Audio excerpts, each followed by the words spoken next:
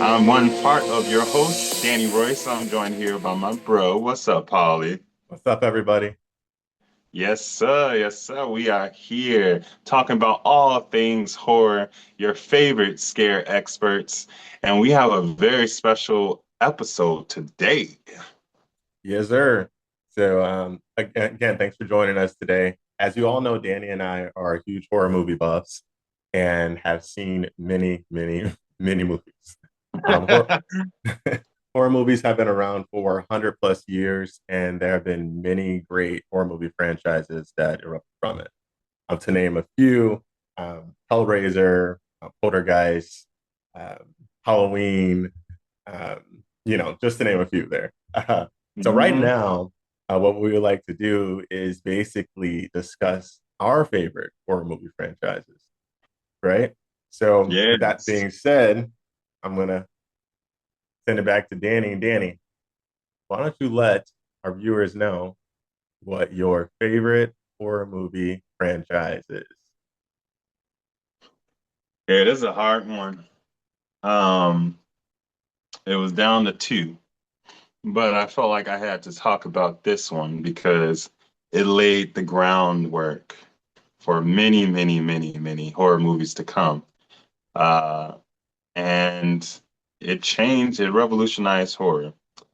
So I chose the Friday the 13th franchise.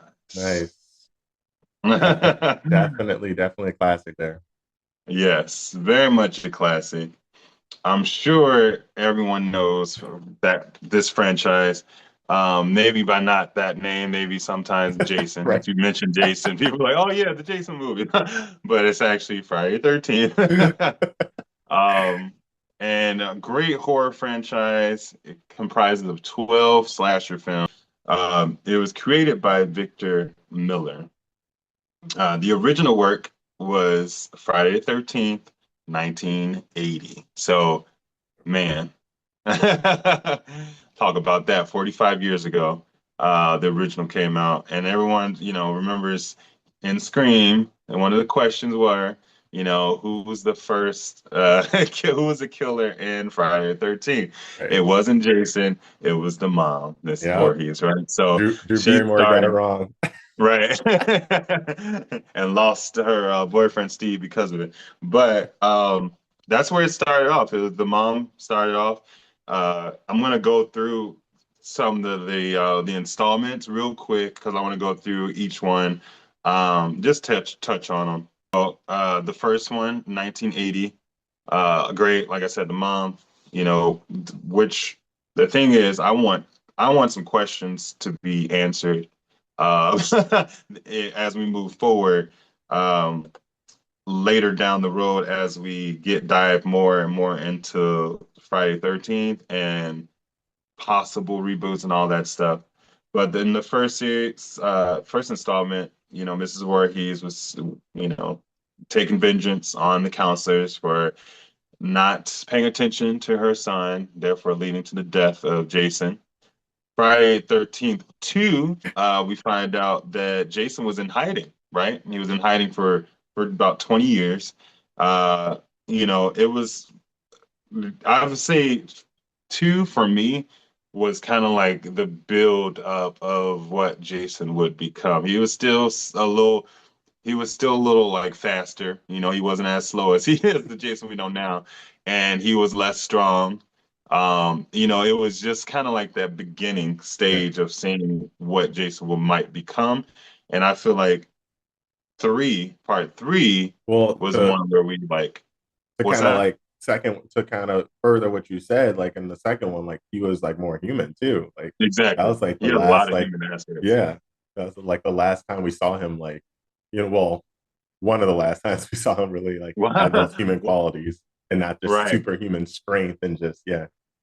Exactly. Exactly. So that was one of the, like you said, one of the last times, but also, um, part three, I feel like is when we really got to see, okay, this is Jason, but what is he? The undead? Like, Mhm. what exactly is he?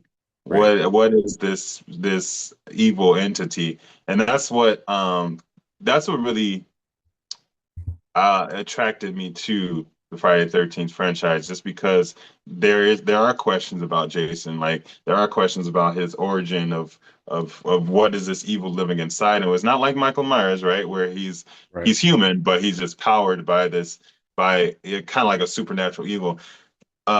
Jason's is dead, you know, and he dies over and over and over again, but he keeps coming back and Keep coming coming back back. and coming back and coming back, right?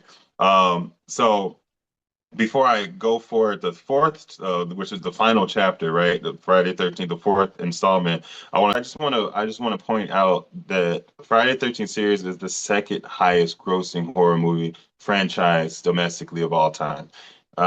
It ranked in 908.4 million over the 12 films.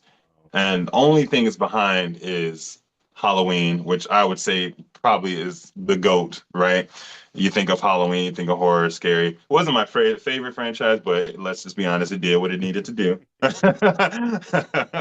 And so it only fell second behind that. And that just shows you how much of an impact this franchise gave to the overall horror genre.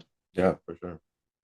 And then so moving on to the fourth installment, the final chapter, right? We start seeing Jason become more of himself. We start seeing the patterns of him stalking, of him lurking, him cutting through the forest and finding shortcuts that I don't even know how he does. It's like crazy. I think in the game you can teleport Yeah, yeah. You just because appear places. that's literally how he does. He just like appears out of nowhere. So we start seeing a little bit more of that. And then, which is great name, a subtitle for the next one, which is the fifth installment, the new beginning. So with this one, Jason wasn't even in the film. He wasn't even a killer. He wasn't even the slasher in this film. It was Roy, and we got that big reveal at the end.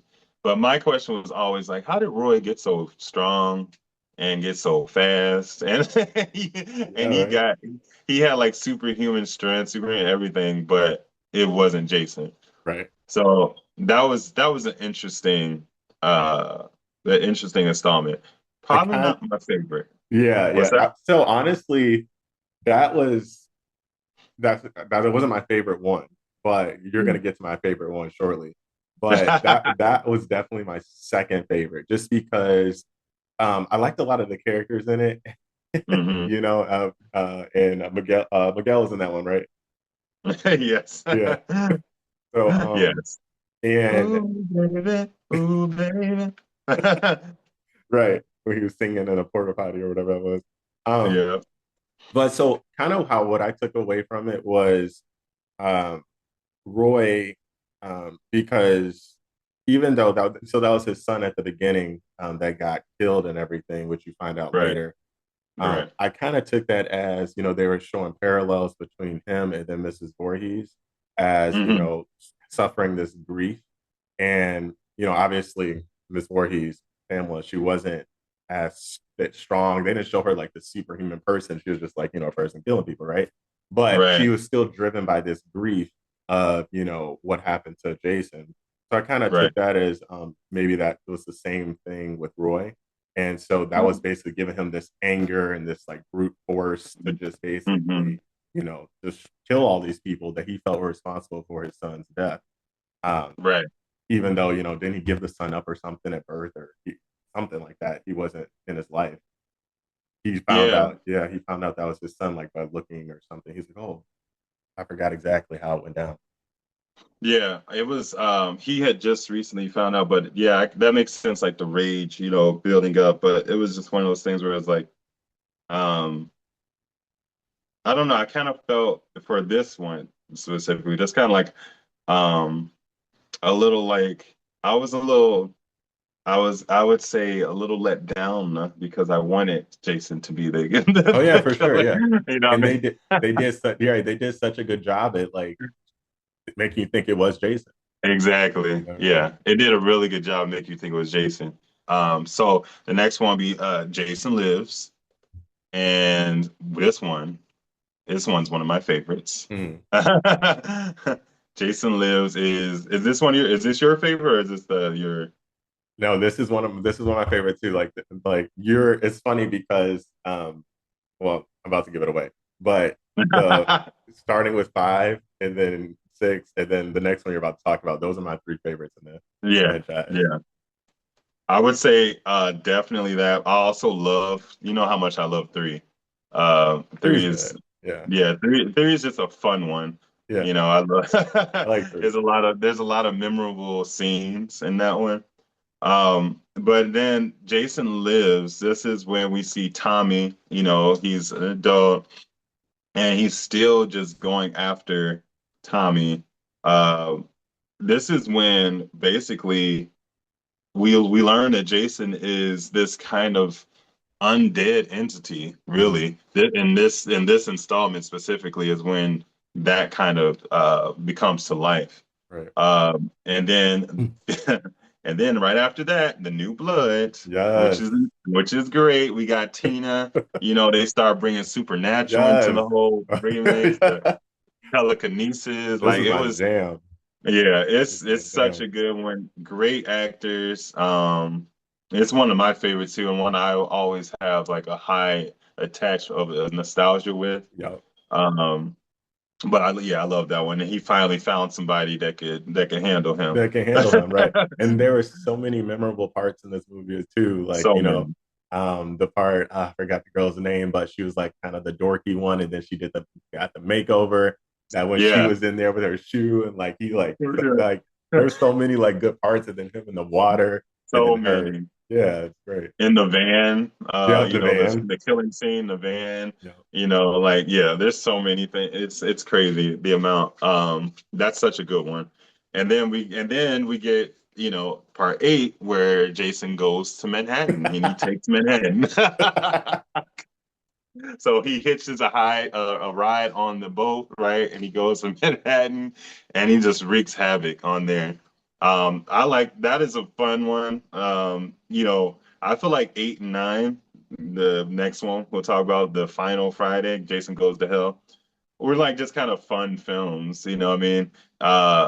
I feel like they didn't quite know where to take Jason at this point. So they were like, you know, let's just come up with or just play some around with ideas. it. Let's just play around with it, see what sticks. You know what I mean? And because in Jason Goes to Hell, they were eating his brains and stuff. Yeah, honestly, So and that's yeah, honestly, I didn't like that one that too much, Dan. It was just weird for me, and I didn't understand like where like the concept. I didn't get it. right.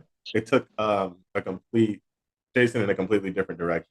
It really did. And that's what I was saying. I feel like they were like trying to figure out what should we do. Mhm. And we, as we mentioned before on a previous episode, everyone always goes to space. So what happened next? Jason Right. goes, Jason goes to space, which Yep. I didn't mind Jason Jason X. X And wasn't Jason X bad. was, it wasn't bad. It was campy. It was like corny at moments, but it was funny.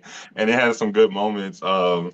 And I think we just saw Jason kind of just get this enhancement that was insane. Right. You know what I mean? So then after, you know, after that, a great installment, right? That really fused two amazing franchises together was Freddy versus Jason, right? Gosh. Yep. And that was one of the highest grossing installments um compared to the budget. Hmm. So I think they broke, I want to say 60 million more than their budget for Freddy versus Jason. I remember when that first came out, I was lit. Yeah. You know, I Kelly couldn't wait to get to. Rowland. Yeah, I We couldn't wait to had get to the theater. I was right, like, let's exactly. go. We had Ritter, you know, in there. We had Kelly Rowland. It was just a great cast, Mhm. fun. Seeing two icons go head to head like that was insane. And some really good scenes. Yeah. And then to finish off, we had the remake, which was in 2009, which I enjoyed. I liked it overall, but I felt like it was giving me too much of Texas Chainsaw Massacre, and I believe that's kind of when the remake came out. I think it was around the same year or the year before Texas Chainsaw Massacre, and I just felt like it was just giving me that kind of vibe that wise. But I did enjoy Jason was ruthless, you know, and he brought those kills that we always like we can always expect a good kill from Jason. Let's be honest. Like Right. whether it's just brute force or using something Yeah. or his machete, whatever it is. He's very Um, resourceful. very very resourceful, and he knows his way around very good, very well too.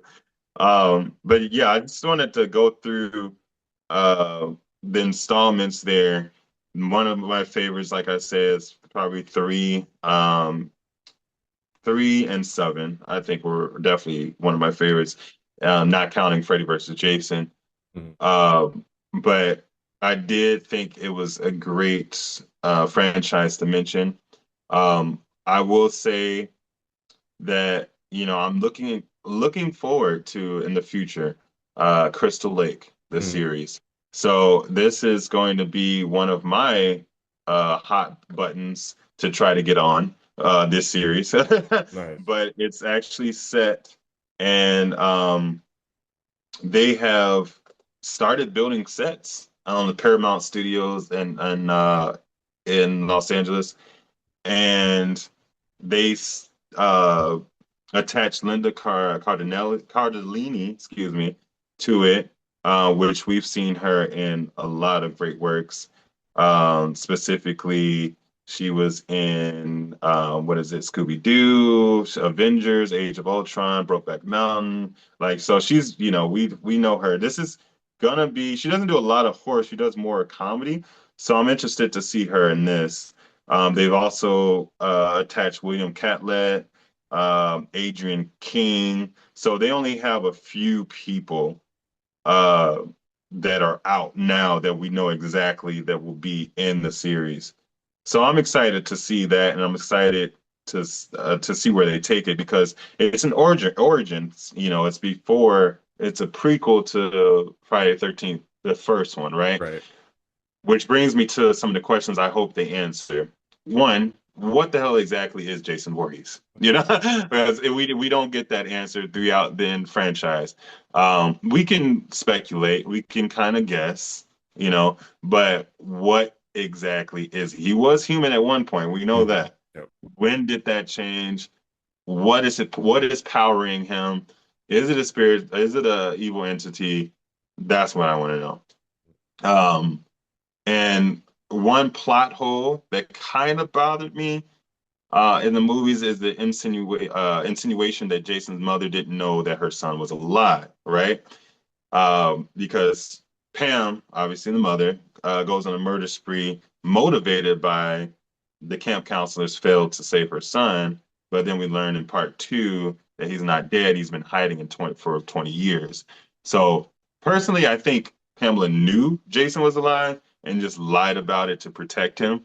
But I don't know. So I'm hoping we dive deeper into that. Yeah, that's actually a really good point because they can take it, many ways.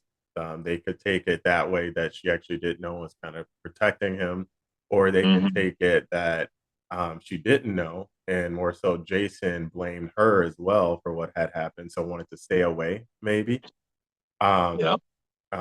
or he just didn't know how to get back to her, or he was just scared, and or whatever entity, or if there is an entity or something that whatever made him what he was eventually started to slowly over time happen to him, so he kind of just Right. stays secluded. So yeah, they can Right. go anywhere with it. So yeah, They can exciting to go a see lot how they of take it. places. Yeah, Yeah.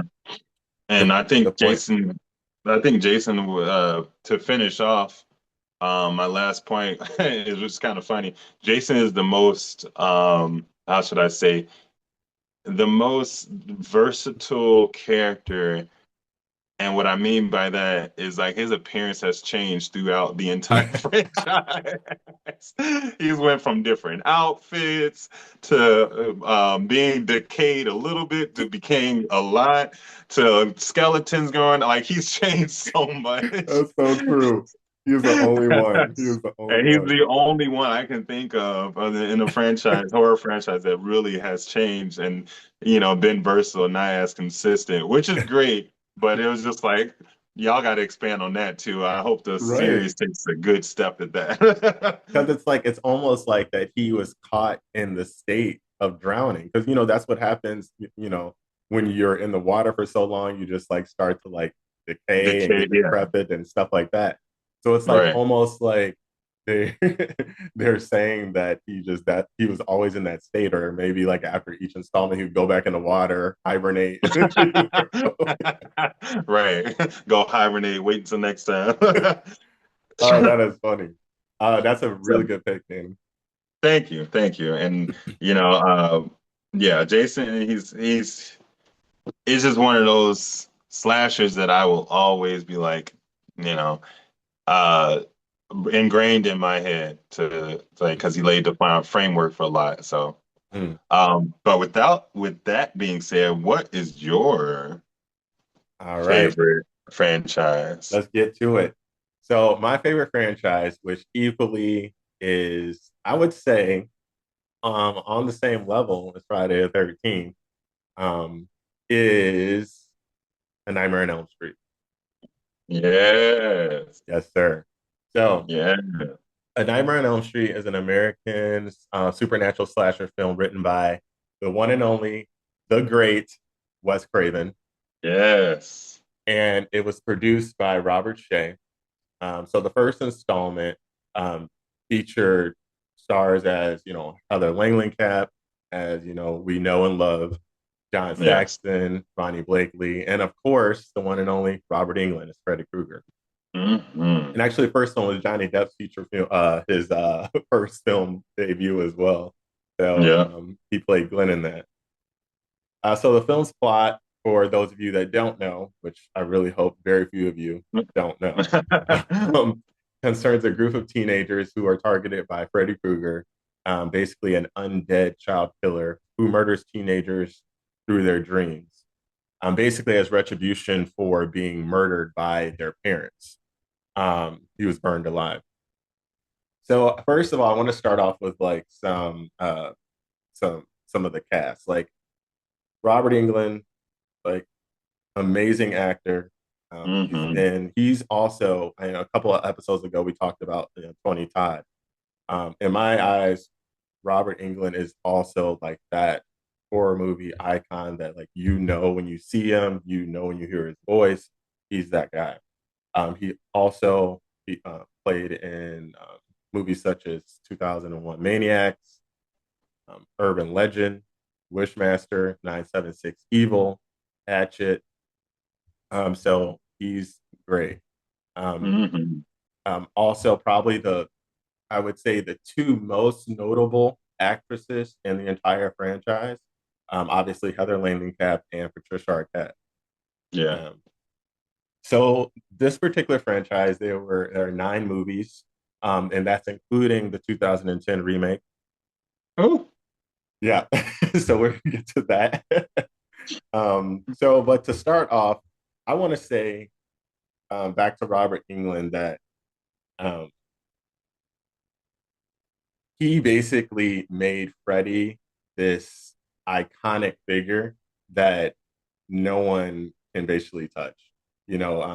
His delivery with Freddie as Freddie is just like from the very first movie, comical, hysterical, and still scary. It's later down the franchise where at a certain point he just didn't really become scary anymore. He just became more comical, which was Right. okay because the delivery was insane. It was great. Yeah. But so to start off, we'll start off with the first one. A Nightmare on Elm Street came out in 1984, and that particular movie, like I said, Richard Heather Langenkamp, uh, Johnny Depp, Robert Englund. It was phenomenal. I loved it. Great elements of just like scary horror. Um, it's its budget I think was 1 million, I want to say, Hmm. and it grossed way over that. So it did really good. What did you think of one, Dan? Like the very first one? Oh, it was great. It was scary. As you said, you lose that kind of essence as we get further into the Nightmare and Elm Street franchise. It comes kind of comical in a lot of points, which I think was genius. But the first one, yeah, it was definitely creepy, creepy as hell. I wasn't, obviously I wasn't live when it was made, but I can imagine a lot of people didn't want to go to sleep that night. Right, exactly. So that the first one,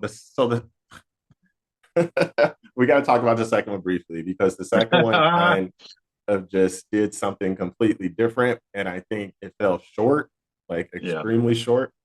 So the second one basically, Heather Langley Cab didn't come back as Nancy. There was right. this new, I guess you would say, protagonist, and I forgot his name. Um, Mark Patton. Oh, Mark Patton. yeah, Yeah, and he played Jesse. So he yeah. moved into Nancy's old house. And, he found her diary and everything, and basically start reading about Freddy, which basically gave Freddy the power to come back because Jesse started to instill this fear back into the kids in Elm Street. Um, Hmm. Freddy basically possessed Jesse, I guess you would say, and there was just a lot of like weird things going on in this movie, and it definitely was my least favorite, to say the least. Yeah, What did you think yeah. about it? Definitely my least favorite. It was just weird. There was a lot of like sexual innuendos in there too. That was just weird. Yeah, I didn't really care for it. I mean, I did and enjoy like the bus. Some of the bus scenes were kind of cool because it's kind of like creepy a little bit. Mm. But other than that, I was not feeling the second one at all. Yeah. It's funny. There's actually memes, current memes going around of like, the ending bus scene when Freddy Yeah. like comes out of her and like the bus topples over and everything. So I mean that part was kind of cool, and I guess you that would be the most memorable, probably that part, and then the party scene when uh, is I think Freddy jumps out of the glass in the pool and everything like that. Oh yeah, yeah. You know, And it disappears, yeah. yeah. So yeah, but enough about that one. So I Right. feel Move like forward. they got back to the core of Nightmare on Elm Street and what Freddy was about. That's scary. The cast was great. The third one, Dream Warriors. Like Mm. this particular movie Mm. is my favorite. This particular installment of the franchise. So Dream Warriors, and again, and it's probably because I mean, obviously, Nightmare on Elm Street is more of a supernatural horror, but Dream Warriors brought this aspect into brought this kind of this theme in, like, yeah, Freddy has these powers and dreams, but we can do what we want in our dream. We control our dreams, right? Right. So you had these individuals that in their dreams they were powerful. You had Patricia Arquette that can do like acrobatics.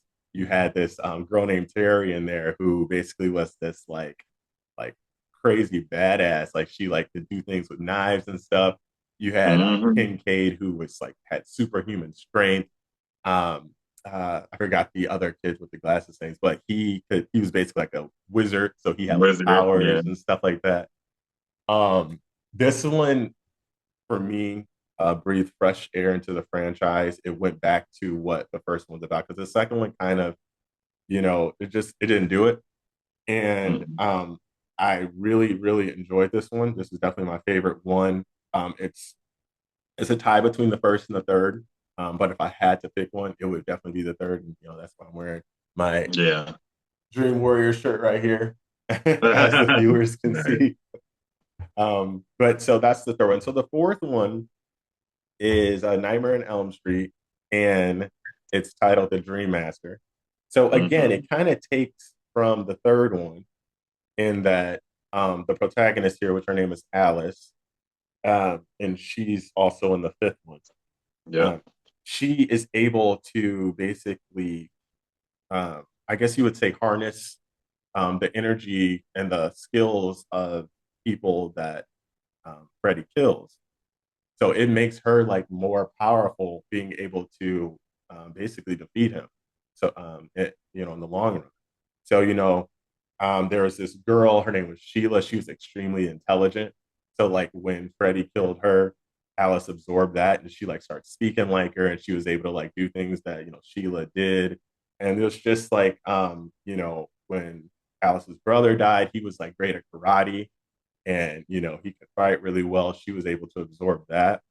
Hmm. So she was kicking Freddy's butt for a hot minute. And Right. so I like this one too. This one was really good. Um Again, I thought it had a good cast in it. And the plot was very good as well. The fifth one is The Dream Child.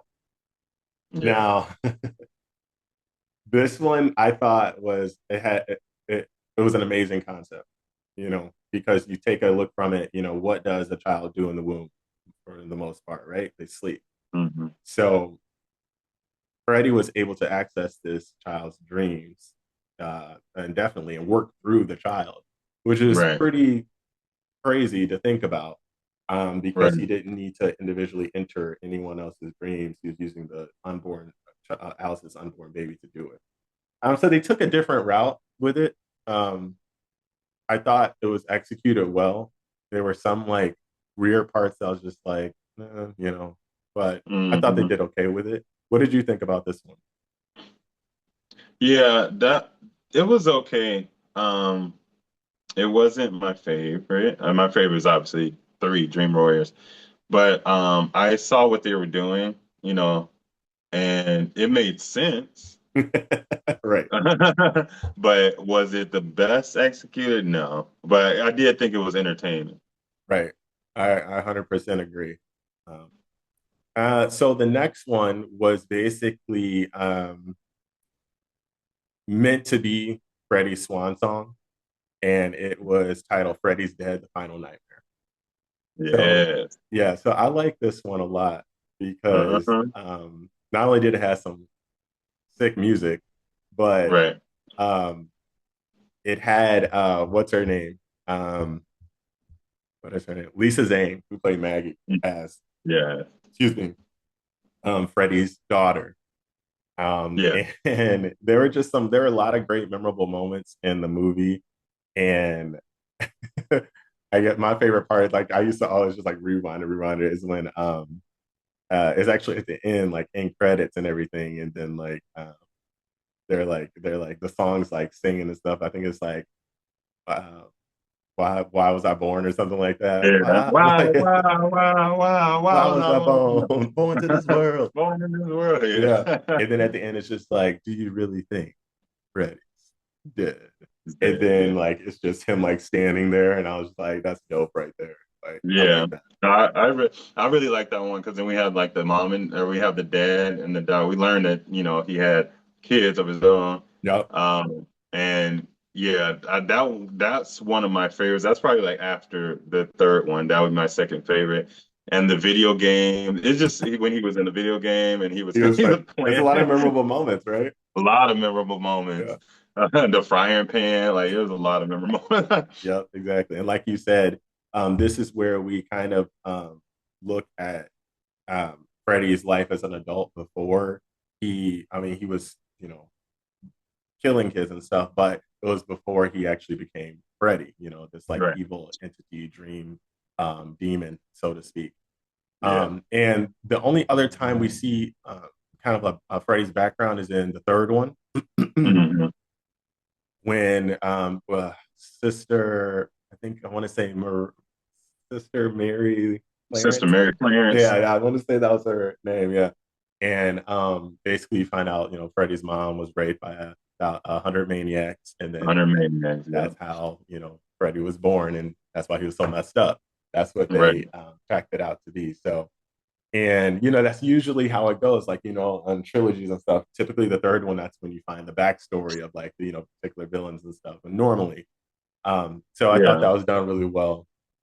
And there So was a after, fifth, there was the fifth one, or I believe, right, where we found out we saw her get locked in there with them, oh and yeah, yeah, yeah, yeah, you're right. we actually saw the scene Yep, yeah, because she that was Freddie transported was back. in fact, Yeah, yeah, yeah, hmm conceived his conception. yeah, which was really disturbing. They were Right. creepy. It really Uh, was, yeah. so after that, we have the incomparable A New Nightmare, which Yeah, was equally great, because this one um, basically brought Krueger into the real world. yeah, Um, and it was insane. What's that little kid's name? I can't remember his name. He played. He was Gage in Pet Cemetery. We yeah. just talked I about can't it. remember his name though. Um, I just talked Miko, about the Miko cemetery Hughes, yesterday. right? That's Yes, yeah, Miko Hughes. Miko. So yeah, he was a great child actor too. He was good. Oh yeah, Um, and everything. mhm. Well, New Nightmare was great. Like again, it breathed fresh air into the franchise. Heather Langenkamp reprised her role as, I guess you would say, Nancy, but she was also playing herself. Uh, Right, and basically, in order to kill Freddy, she had to become Nancy again. In order she had to play that role and embrace it entirely to save her son um, in the movie. right. So I thought this one was a really good one. Um, and what did you think about it? Yeah, I enjoyed that one because it was like in the new age. Mm, And it was I love how Wes was in it and it yes. was like he was the director and Yeah. producer and it blurred the lines between real reality and dream world and I loved how they did that. Yeah, they did that really well. Yeah, and that one came out in '94. So it was like, Mhm. um, just when it was kind of when the whole slasher phase was kind of dying out and everything. And I think that was kind of revitalized once Scream came out. Um, Mhm. but yeah, so definitely a great movie. After that, there was, like we are already talked about, Freddy versus Jason. Yes. So Iconic. yeah, a little hiatus there. But then in 2010, we in 2010 we experienced a remake, and Yes, we did. and to say the least, that remake was not so great. Um, Being that I'm a huge Nightmare on Elm Street like junkie, I definitely still saw it in theaters. I wanted to see Yeah. it. I had my fingers crossed. I wasn't very excited about the casting of Fred Krueger, Jackie Yeah. Earl Haley. But I wanted to see what he, could do. I don't like how they did his makeup. I don't like it. It just didn't look right. It looked, It looked horrible. yeah, Looked it horrible. didn't look good at all. But there were some notable people in the movie. There was Katie Cassidy, who's been around a lot. She's been in horror movies, horror TV shows. There's Kyle Gallner, who we just spoke about the other day, that Hmm. was in Jennifer's Body. Thomas Decker, Connie Britton. So, I mean, again, just because a movie has, some great actors doesn't mean it's going to be a great movie, so to speak. Right. There's a lot of components involved, and they need to be executed, you know, in a good way. Right. Um, this particular movie took Wes Craven's original script, original idea. So for our viewers that don't know, A Nightmare on Elm Street was originally written to make Freddy Krueger a child molester, and they changed that because of how disturbing it was. And I do believe there was something going on at the time. I can't remember exactly, but that made them really want to change that. So they made Hmm. him a child murderer instead. So in the 2010 remake, they used Wes Craven's original idea. So they made Fred Krueger child molester. Um, Yeah. Now, whether they should have done that or not, um, that's debatable, right? I don't think it added anything to the story. I don't think it made it better. Um, if anything, I think it made it worse by how they Right. executed it. Um, and I kind of feel like that just the way, even just, I don't know, maybe it's the way it was directed to. I don't know. Do you have any comments about like how it was directed, Danny? Duh. I'm just like, I just yeah, the I think the whole cinematography aspect was just off for me. Hmm. I felt like they was trying to get eerie. They were trying to make it because we it was a whole nother feel, right, of a Nightmare on Elm Street. Yeah, They tried to make it that gruesome, dark, eerie type of vibe, but that's not the vibe it is. You know what I mean? So it felt forced.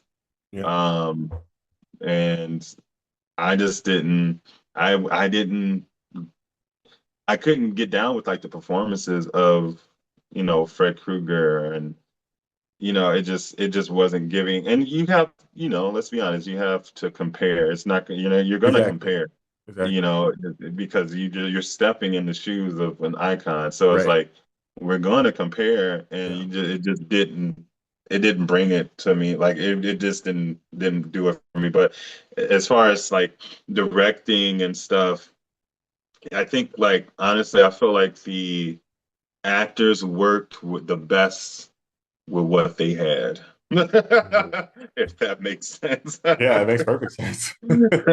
I feel like, That's all you can do. yeah. And I agree with you. I feel that I don't know, it was they were trying to make it creepy and eerie, but at the same time they were trying to make him funny and it just didn't land. Like It didn't it land. it It didn't it land. it, it was almost like borderline like cringy and it's just like I don't, I don't know what you're trying to do here and it's not working, whatever you're trying to do.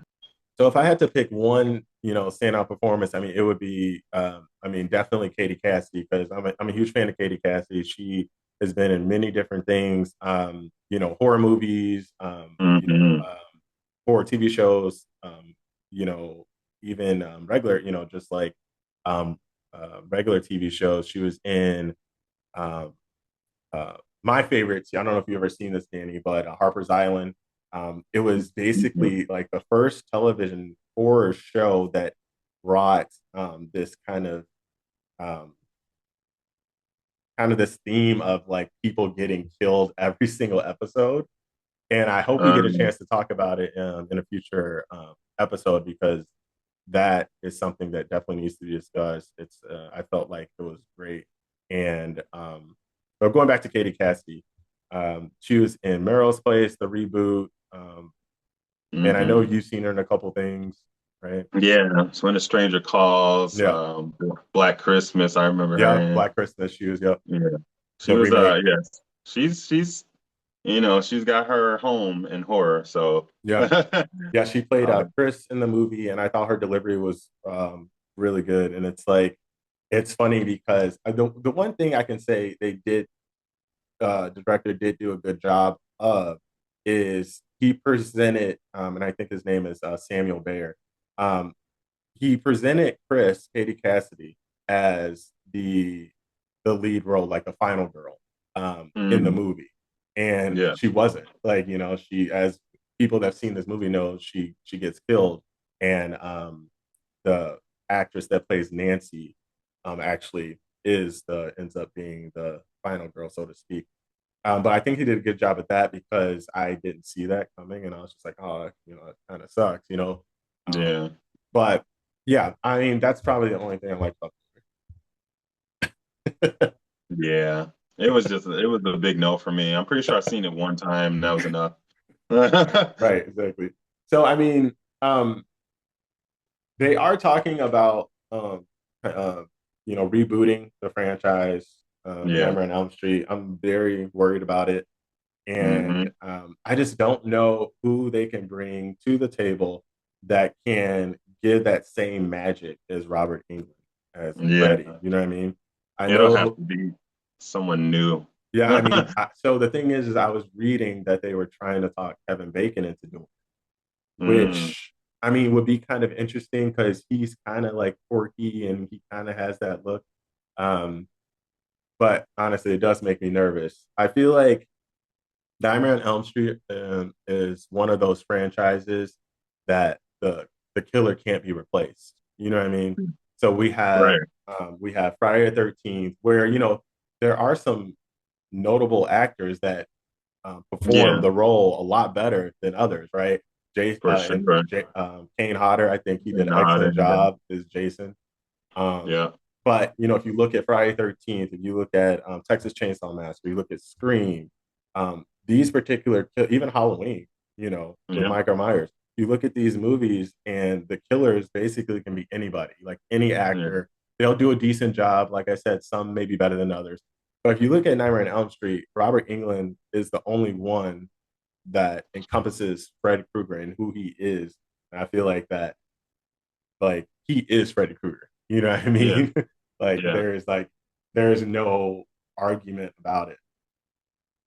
Yeah, there were over 18 actors that played Jason. So that just gives you a and there wasn't 18 movies. So do the math. Do the math. There were right, right. some that played there were two actors that played him in one movie at one point. So yeah, in those type of slashers, yeah, you can put anyone in. But yeah, I agree. He's Freddy. Just like, Leprechaun. Yes, Barbara's a Margaret leopard, Davis. America's leprechaun. You know what I mean? So Exactly. you really And can't mess with it. yeah, and I mean that brings me to, kind of the next thing I want to talk about briefly is honorable mentions. Okay. Yes. So Danny, do you have an honorable mention? Because I know you said there was two and you decided to go with Friday the 13th. What was the other one you were debating? So my honorable mention that I'm gonna do, it's a fairly newer franchise, but I'm gonna go with The Conjuring. The Conjuring realm. I knew You you know were how gonna I go with love that. my you know how I love my paranormal activity or my That's or yeah. my paranormal horror.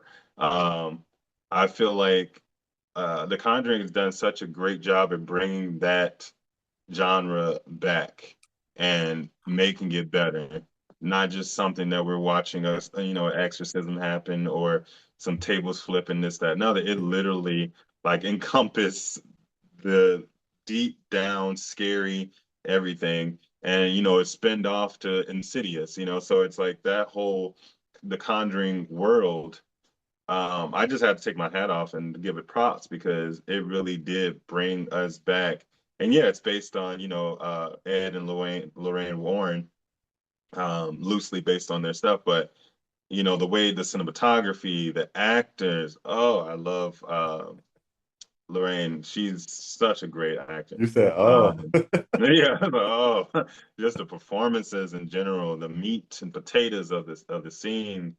Yeah, so obviously I have some other franchise that I love, as you spoke of before, Hellraiser, Leprechaun, things like that. But yeah, I had to just say The Conjuring is definitely up there, and it's a newer franchise, in the last 20 years, and I think it definitely deserves a seat at the table. okay. I feel that. I feel that. So my honorable mention would have, like in your situation, there was a close second. It's going to be Scream. Um, I figured, yeah. yeah. So I love this franchise. I mean, I love everything the original did. It Oh was my done God, yeah, so amazing. well, so well. And I mean, again, obviously I'm a Wes Craven fan because, you know, his movies just do it for me. Um, and just like everything that Scream brought to the table in the original um, was done so well, and it was almost like effortless, and it just brought you back to like it was scary. It was scary. It's Yeah, like it's creepy. That this could happen, and then it brought the elements into adding like if you don't know about scary movies, you're basically screwed. So right, what I mean? It's like one of right. those things. But yeah, definitely, I would have to say Scream franchise Yeah, as an honorable mention. Scream's a great one. Scream is definitely in my top. I would say definitely top four. Um, it's one of those franchises that capitalized on all the other Yep. franchises. Exactly. It And and literally, and they did it so well. You know. yeah, they did it so well, and it literally incorporates all the other franchises, as a means of just survival. And these people are just obsessed with horror as much as we are. But yeah, I think that was a great honorable mention. Okay, so to briefly wrap up, in a couple of sentences, Danny, tell the viewers again why the Friday the 13th franchise is your favorite franchise. Right? Yeah, it's my friend. It's my favorite franchise because it just laid the groundwork of horror moving forward. It really was one of those slashers that we had a lot of unanswered questions, but Jason will always live in infamy, and it would be one of those people where it's like, the origins and just the span. I mean, they made the first six films in like 6 years, I mean, which is crazy. Back to back. Um, and like I said, it's one of the highest grossing. I know this is more than what you asked for as far as a sentence, but I think it deserves more than a sentence. It's one of those. I mean, like you said, he's so innovative too as a slasher. Anything, hands, it could be knives, it could be motorcycles. The superhuman strength. This like all of that round tied up into one. And something I do want to mention real quick, which was interesting in my findings because I didn't know this. The whole disfigurement of Jason, he was actually created to be just a regular child, and they wanted specifically Victor, the creator, Victor Miller, wanted it to kind of have a Carrie-esque to it, but Tom Savini, the ultimate, the amazing makeup artist and SF visual effects artist Tom Savini brought the creating of the vision of Voorhees being this disfigured person, which I think was genius because now, moving forward, he will always be seen as that gruesome, ugly figure underneath the hockey mask. All right. Well, thank you, Danny, for that. You're welcome. Anytime, That was so funny. dog. No, yeah, I co-sign on all that. And so why Nightmare on Elm Street is my favorite franchise is because it takes this concept of, basically this evil entity, killing you in your dreams. Yeah. And I mean, it's scary because everyone has to sleep, right? You don't sleep, you'll die, so everyone has to sleep and everyone dreams. So it's like, Mm, in essence, there's no escaping Freddy. You know what I mean? And then you right. see this theme throughout, um, throughout the franchise, but in certain installments more. You see individuals trying to stay awake, drinking coffee, taking pills that make them stay awake and everything like that. And it's like ultimately like you have to succumb to, sleep. It Yeah. has to happen. So that kind of excited me about the franchise and made it like more interesting for me. And it's not just, oh, someone killing somebody because, they got mad or, they're just evil or Right. whatever it is. Obviously Fred Krueger had he had his reasons and everything, but it's the way it's done. It's crazy. Yeah. The one thing, because we're talking about what we would like answered.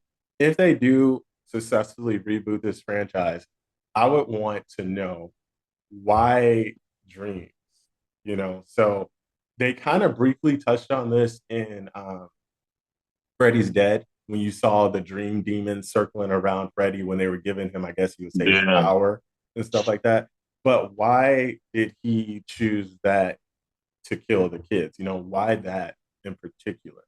I Mm, don't. I feel like they don't explicitly touch on that, and I feel like if there's a little bit more explanation of that, I think it would be kind of cool because you know, I mean, dreams are very interesting, and like also in a lot of installments they dive into like dreams and what they are, especially in the third one, which is our favorite.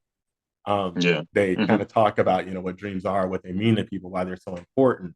And I mean, you can definitely speculate with that being said, why Freddie actually does that, kills in dreams and stuff like that. But I feel like if it was answered a little more, it'd be great. But I love the entire franchise. With every franchise, you're gonna have those like those particular installments that you're like, they could have kept that.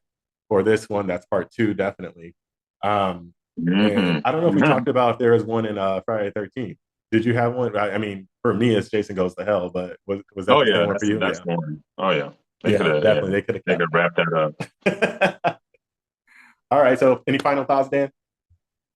No, I'm just excited for Crystal Lake, the series, and keep your fingers crossed. Hopefully, you'll see me on there. Yep, definitely. And we will be having a future episode discussing that as well. And also the new TV series in regards to it, which Yeah, is titled Welcome to Perry, right? welcome to Derry. Um, Hmm. so definitely look for that, folks.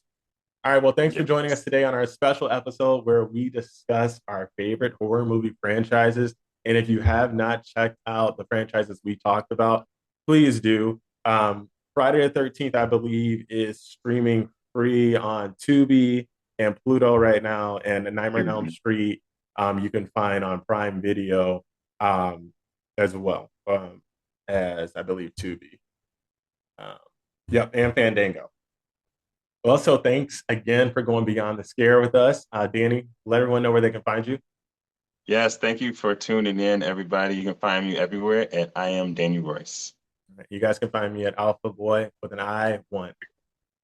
So join us next time when we talk all things scary.